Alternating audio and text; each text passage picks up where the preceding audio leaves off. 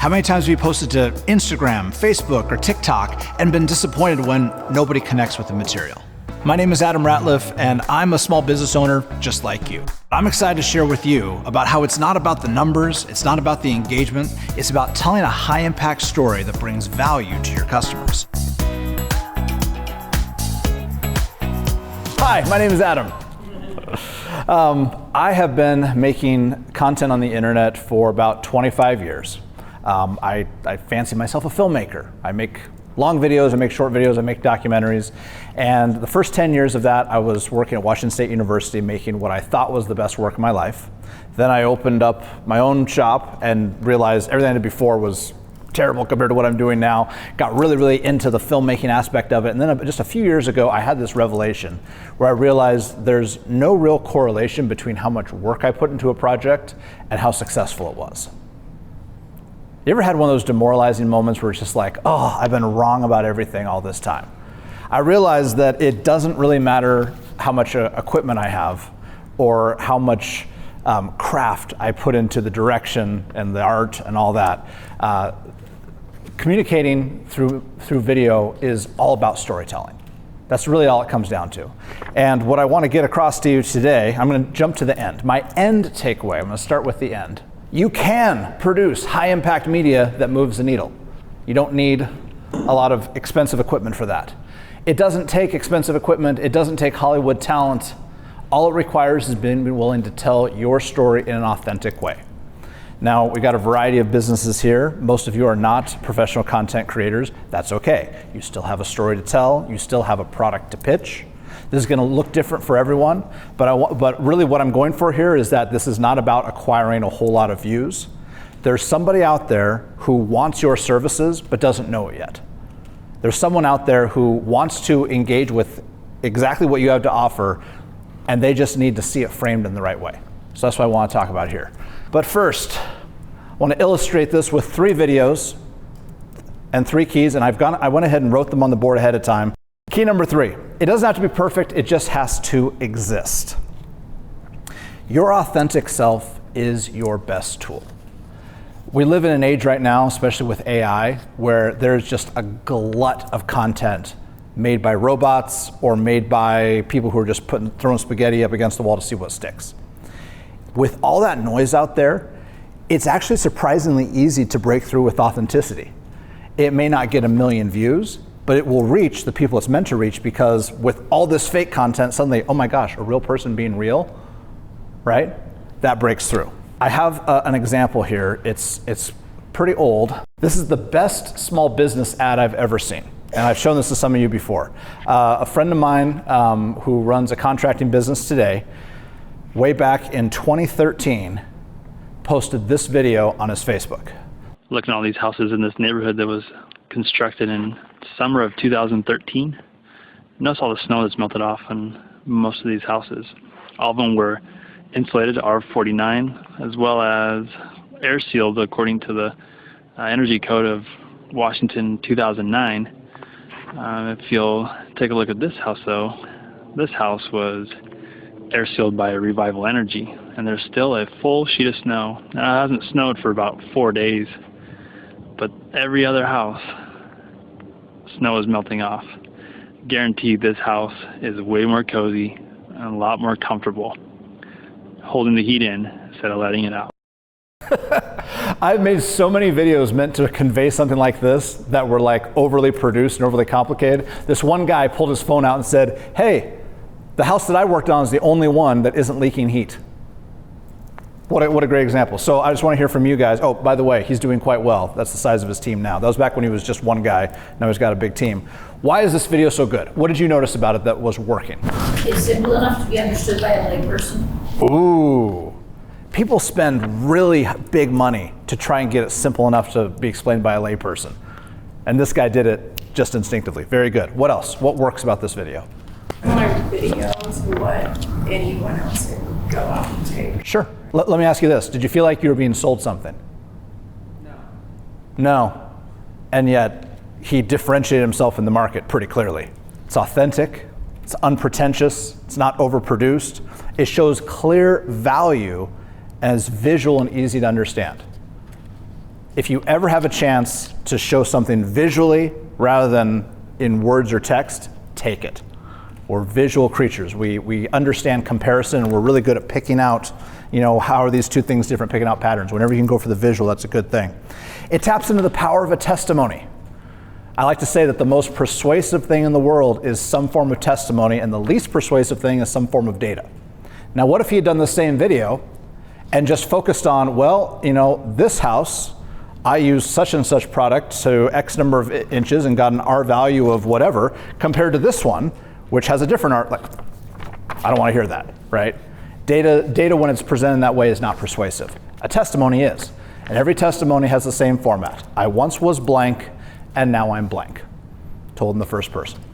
3 principles for high impact storytelling. Number 1, know your audience. Number 2, start with why. Number 3, it doesn't have to be perfect, it just has to exist. We're doing this in reverse. This is a great example of this one right here. This is the kind of video where you'd end up with decision paralysis if you tried to do it through a standard advertising model, right? This is a small business owner who just saw the value, saw a story, and just told it. He didn't question it too much. And I guarantee you, if you're working as an entrepreneur, you're used to trying stuff and seeing what works and what doesn't. Apply that to your messaging. Just put stuff out there. It doesn't have to be perfect. The worst thing that could happen is you put something cringy out there that your kids are gonna meme or forward to their friends or whatever. It's not actually gonna hurt your business. As long as you're being authentic, as long as you're doing things with integrity, just put stuff out there. It's okay. I used to be so much more precious about this than I am now. I used to just agonize before clicking that publish button. Now I've got a number of YouTube channels where I'm just just publish. Oh, that one flopped. Oh well, the next one might do better. It's fine. It's fine. It doesn't have to be perfect, it just has to exist. Start with why. Who is familiar with Simon Sinek's Golden Circle TED Talk? It's very old. I saw 2 hands go up, should be more. When I say start with why, who here wonders why is he saying this, or what does that mean? Does everybody understand what I mean when I say start with why? I see a few people nodding, I see no one shaking their head no. All right, I'm gonna show it anyway. This is a TED Talk from 15 years ago, and I cut it down to really short, so just listen to the principles. I call it the golden circle. It's a bullseye.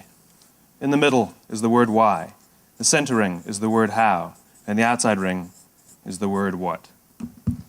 Every single organization on the planet knows what they do. You know the products you sell and the services you offer. Some organizations know how they do what they do. These are the things that we think make us special or better or stand out from our competition. But not very many organizations can clearly state why they do what they do. The way we think, the way we act, the way we communicate is from the outside in. We tell people what we do, we tell them how we do it, and we expect some sort of behavior, a purchase, support, a vote, working hard. But all the inspired leaders, those with the capacity to inspire, every single one of them, regardless of their size, regardless of their industry, thinks, acts, and communicates from the inside out. They all start with why. Does that concept make sense? I'm going to give a personal example from my work. For some of you who work for the city of Pullman, this might be a little close to home. Who remembers the lead up to the downtown project? Yeah, that was fun. That was fun. All right.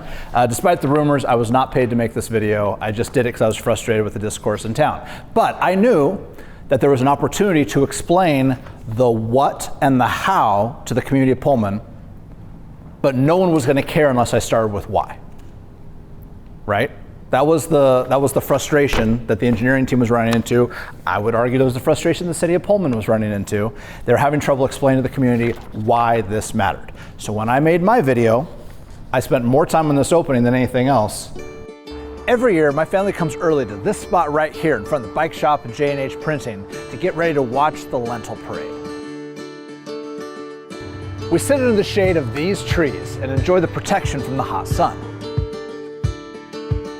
The downtown trees are fantastic.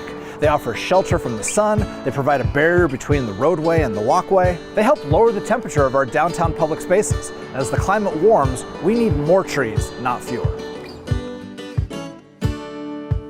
Like everyone else in the community, I want to see our downtown thrive, to see our public spaces bustling with people walking around and enjoying the outdoors.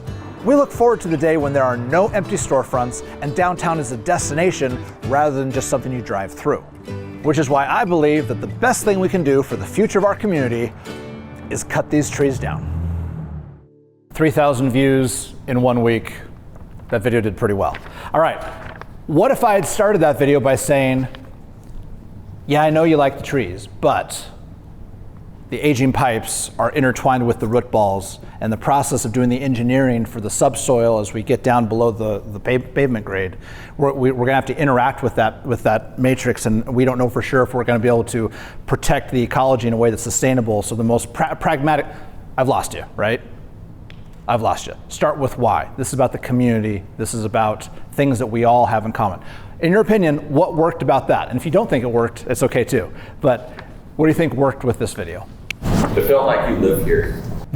I do live here, yes. You talked about your family, what it means to you. Yeah.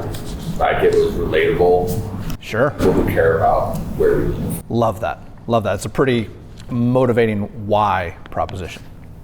You're emotionally involved before you drop the axe. I have so much footage of the trees being cut down, and we've never published any of it. Because people are emotionally attached to this, so I have to like tie it to something bigger than that. Like think beyond the present. Yeah. All right. Anybody else? What worked with this? An intentional subversion after you had already. It sounded like you were going for a very popular opinion at first. I've seen a lot of people who were very upset about the trees being cut down. And a lot of them would, if you had started with, for the good of the city, we actually probably should cut down these trees, the people who disagreed with you probably would have clicked off. Click. Yeah. Exactly. Exactly. But there was no doubting my why at the beginning. At that point, you're like, okay, what is he talking about?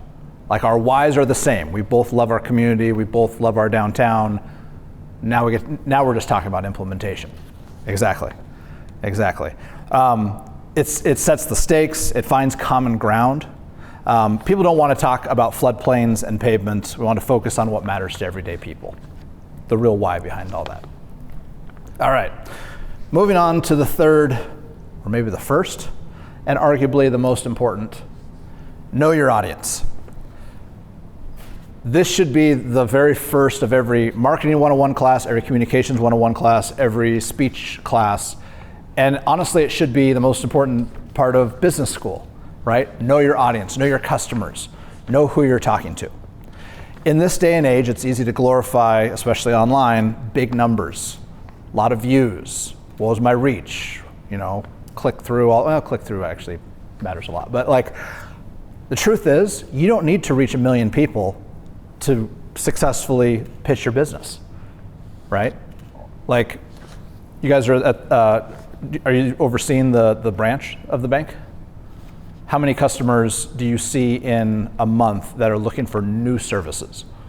Not servicing old customers, but new ones. I was going to say about 25. About 20, okay. If you convert, how many of those do you have to convert to customers for that to be considered successful? I would say 20 out of 25. 20 out of 25? Okay. So if you reach 20 people in Pullman who feel affinity for working with you and work with your brand, you've been successful. Yes. All right, that doesn't take 100,000 views to get, right? Because there's a subset of people who need your services. There's a subset of that who would be a good fit for your particular bank branch, right? Like telling your story. This could easily sound like I'm trying to say manage your expectations. It's really not. It's just about knowing who your audience is and who you're trying to reach. And once you keep it in that framing, this gets a whole lot easier. I would say this is the most important key. Who you're talking to matters more than what you're talking about, I would argue. Everything comes downstream from knowing your audience. I work in environmental issues related to water and energy. That's one of the things that I create content for. And I have a project right now where we're working on dispelling some misinformation about the Snake River dams, which are right in our backyard. This can be a controversial one, so if we disagree on that, that's okay. This is more for illustrative purposes. But I want to show you the first minute of a video I produced on that topic. The idea being, understand your audience, know your audience. I'm standing on the banks of the Lower Snake River in eastern Washington state. Now, it wasn't that long ago that this river was home to one of the largest salmon runs in the world. But today, those salmon are all but extinct, entirely because of the aging Lower Forest Snake River dams. Now, these dams block access to hundreds of miles of habitat, depriving this keystone species of their natural spawning grounds. Now, these dams were supposedly built for hydropower, but they only contribute a small fraction of the region's energy needs. Meanwhile, they have destroyed the ecosystem, bringing the salmon to the brink of extinction while providing no benefits that can't be easily replaced through other means. The only solution is to breach the Lower Snake River dams. Except none of that is actually true. What lessons, what did you notice about the audience approach in that video? The opposite. A little bit. Similar thing with like subverting the expectation, but yeah, somewhat. If you're familiar with this issue, the lines that I used up front were very intentionally lifted from the headlines and some of the advocacy work that had already been done. That if you care about this issue, you heard those like on either side, either pro or against. Anyone who is vested in this issue heard that and was like, I'm listening. They're either like, I'm on this guy's side, or they're like, I want to kill him, right? Now, I'm honestly a little disappointed this video has not gotten the kind of views I would have liked, but right now, if you open an incognito window and type in Snake River Dams, my channel's content is like half of it. So it's not about audience size, it's can you reach the people that care about it? And this video has done that. States the issues up front, it knows the audience's interest points, and it doesn't take 1 million views to make an impact with the right audience. And I mentioned the search terms. My end takeaways, again, you can produce high impact media that moves the needle. It doesn't take expensive equipment. It doesn't take Hollywood talent. All it requires is being willing to tell your story in an authentic way. And I wanted to begin and end with that because I'm hoping that there's some discussion to be had and some Q&A that we can do, or maybe sharing ideas with each other about how you can share your story with the audience that matters by knowing your audience, starting with your why, and just getting it out there so that you can reach the people that are the most vested in what you have to offer. Does anybody have any thoughts or questions? I would just say that as part of the city, when your videos started coming out about downtown Pullman and the project that was involved, if we look at number 2 and we talk about starting with why, I think that was something that as a city we weren't doing well to relate to the people who live here. Yeah. And so it was creating a lot of barriers. And I remember sitting in the room downstairs in the wheatgrass room, and there was maybe 20 of us down there. And somebody pulled up your video to start the meeting and played it, and there was like this relief across the room, like, okay, somebody gets it, and they are so much better at explaining it than we are. Thank you for sharing that. I hadn't heard that before. That's actually really encouraging and really cool to hear. I didn't know where that video was going to go, but I'm glad to hear that it landed in a good place. I believe the principles of starting with why can apply to anywhere. And maybe it's not even content creation. Maybe it's just in the way you relate with your customers. Maybe it's in the way you set up your storefront. Maybe it's in the way you position things in your public-facing windows that people can see as they walk past, or maybe it's your website. However it is, starting with why, I've never found a use case where this doesn't dramatically change how I do things. I'll say that when, like, just as a scrolling social media person, when I saw your videos, I actually thought that you were working. You weren't alone in that. Yeah, a lot of people thought that. That was later. That was later. Yeah, no, that was months later. So that video, that was just me kind of getting frustrated. So I thought it was cool that like the city was working to tell people what was going on and stuff. Yeah. You know. Yeah, and to be clear, I was contracted to work with the engineering firm, not the city. So there was an extra layer there, but that was just like my assumption. You know, Makes sense. Yeah, no, it was 3 months later that I got hired. But in the meantime, I was hoping to productively nudge the conversation. Yeah. That's what I was hoping to do. I was like, all right, we can talk about whether or not this is the right time to do this project for the community, but let's do it with a common set of facts, and let's do it with a common set of a common why. We all want a thriving downtown. We all want our businesses to do well. No one wants downtown businesses to fail. So if we can acknowledge that why up front, we can have a more productive discourse later. Because there were some accusations being thrown around. You're trying to intentionally shut down my business, right? Like that. That's not the correct why. So, anybody else? Yes. I just have a question. I'm thinking about the know your audience. So if you're a business owner, you're trying to determine who is your target audience, and therefore make your content so it applies to the people you want to attract, versus if you're doing something and you say, okay, I know people are interested in this, how do I change or make my message applicable to the people that would be interested? So they're similar, but they're just kind of slightly different approaches.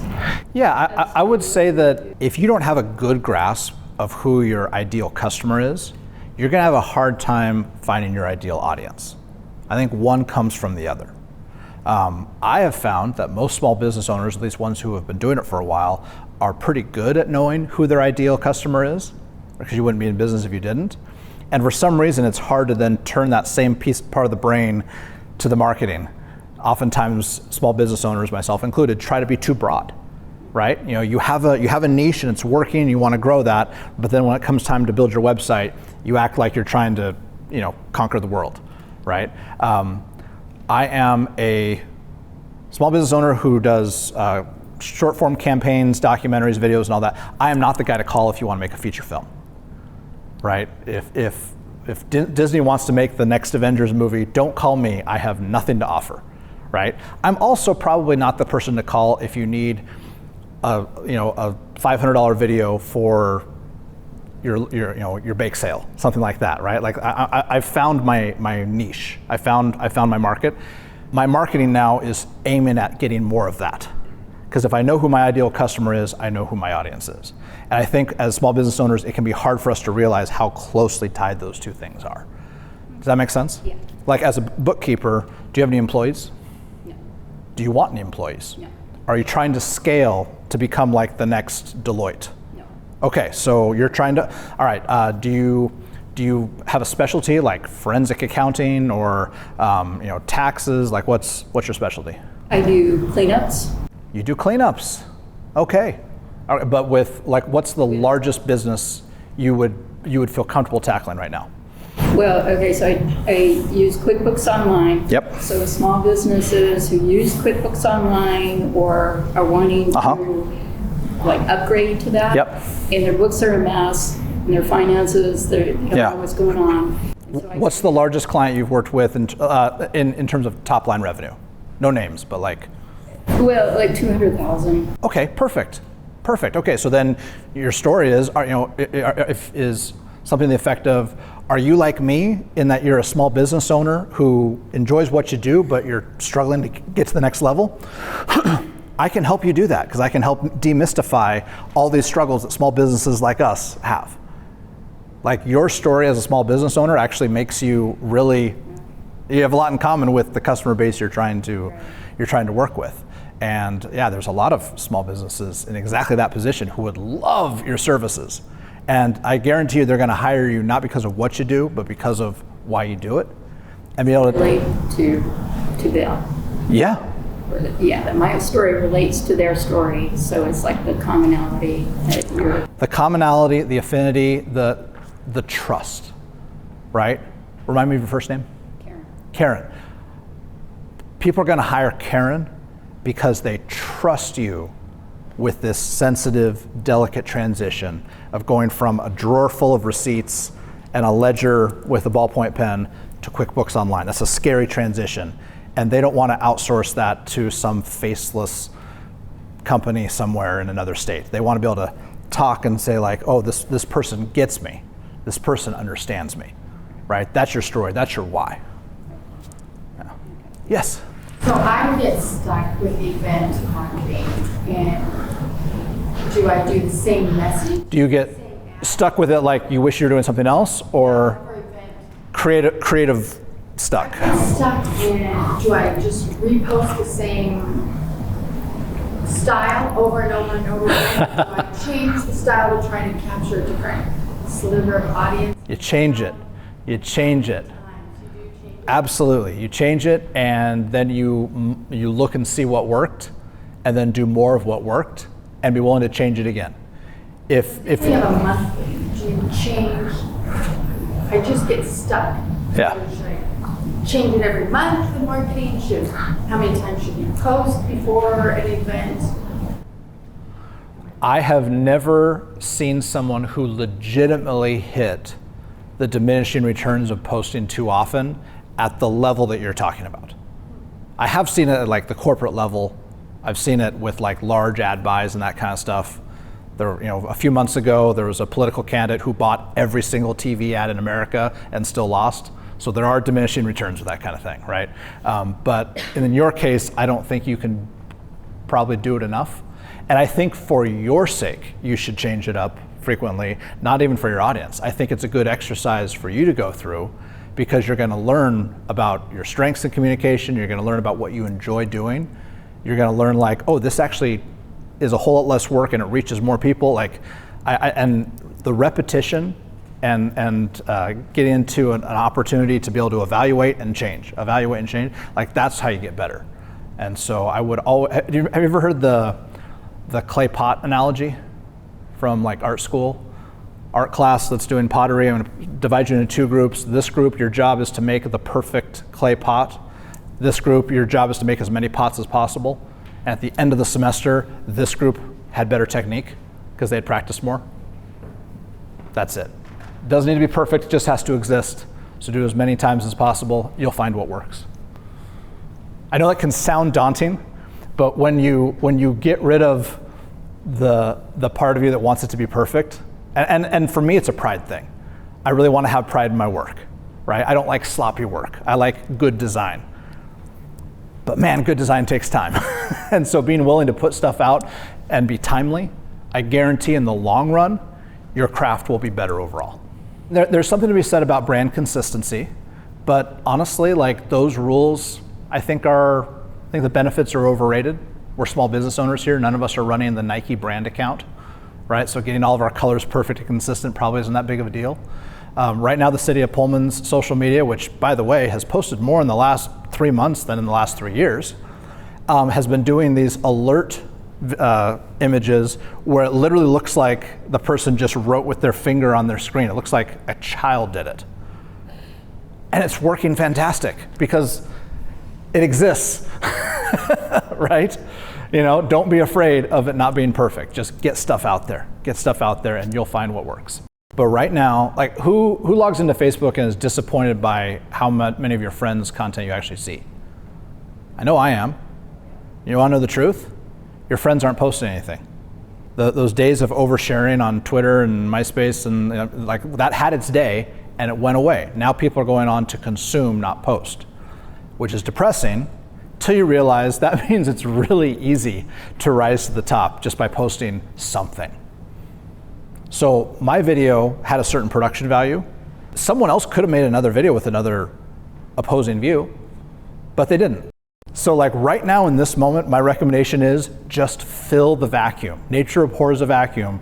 You put yourself out there with a real person, not AI generated content, it will break through because it just needs to exist. That's it. Setting on phones that can make it more glossy to look more. That doesn't matter. The glossiness that you saw in my video, the glossiness that you are perceiving in my video, in my opinion, not to toot my own horn, was not the equipment, it was the storytelling. The fact that I started with why, the fact that I thought that, like I scripted that, I wrote that ahead of time. Right, like that's what makes it look better. I could have shot it on a 1980s camcorder. Maybe aesthetically it would have hit differently, but the message would have been the same. Let me put it this way. If you wait until you have the right computer, the right camera, and the right software to publish, you're gonna miss this. It just needs to exist. I think I'm proof positive that you can move the needle of public opinion and commerce just by putting yourself out there. And I'm seeing more people do it in the community, and that makes me so excited. The fact that any of the candidates right now for city council are posting content, talking authentically, that's great. Let's do more. Let's see more of that. And I want to see more small businesses do that. As we want to grow this community here on the Palouse, we want to see more businesses doing well. Well, then let's publish more. So know your audience. Start with why, and just be willing to put it out there. Because I guarantee you, in a world where there's very little authentic content out there, your stuff will find an audience. Thank you so much.